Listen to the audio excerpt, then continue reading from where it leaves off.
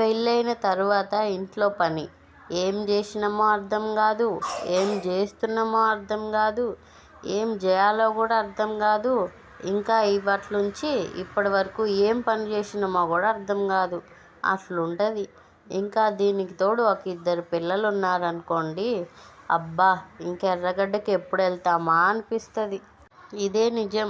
Maximum పెళ్ళైన తర్వాత life ఇట్లనే ఉంటుంది 99% వరకు.